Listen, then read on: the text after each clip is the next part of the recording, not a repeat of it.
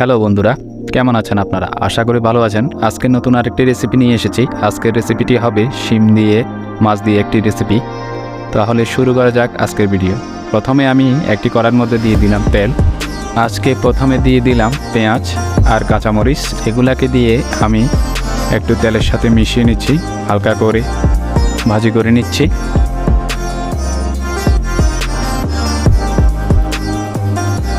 একটু লাল হয়ে এলে আমি এর মধ্যে দিয়ে দিলাম আদা রসুন বাটা এইভাবে থেতলে নিয়েছি। এগুলাকে আবার তেলের সাথে 2 মিনিটের মতো নেড়ে চেড়ে নিব।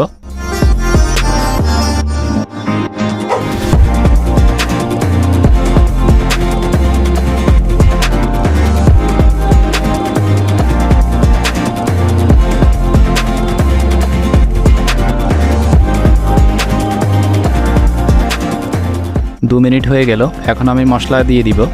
তো প্রথমে দিয়ে দিব পরিমাণ মতো লবণ, আধা চা চামচ হলুদ গুঁড়া, 1 চা চামচ থেকে কিছুটা বেশি ধনে গুঁড়া, 1.5 চামচ লাল মরিচের গুঁড়া, 1.5 চামচ জিরা গুঁড়া।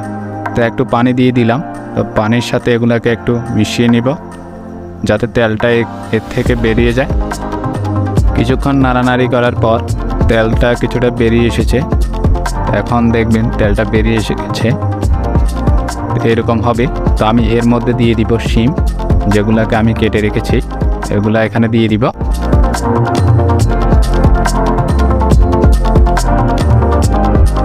শিম দেওয়া হয়ে গেলে আমি এগুলাকে আবার মশলার সাথে মিশিয়ে নিব যাতে সব মশলা এক হয়ে যায়।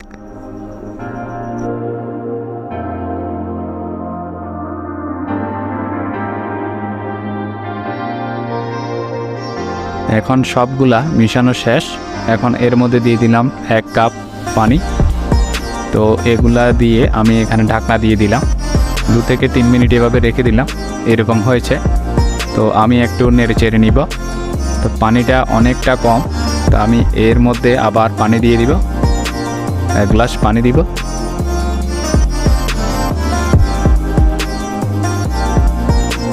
পানি দেওয়ার পর আমি আরও 2 মিনিট অপেক্ষা করব। এখন ঢাকনা দিয়ে দিব। 2 মিনিট পরে আবার দেখব।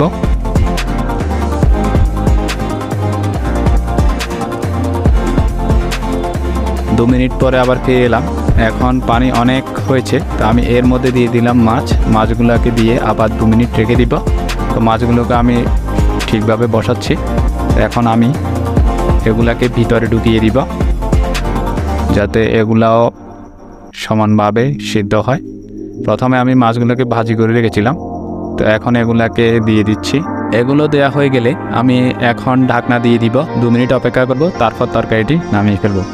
আশা করি ভিডিওটি আপনাদের কাছে ভালো লেগেছে। যদি ভালো লেগে থাকে আমার চ্যানেলটিকে সাবস্ক্রাইব করে দেবেন আর পাশে থাকা বেল আইকনটি বাজিয়ে দিবেন। ধন্যবাদ সবাইকে।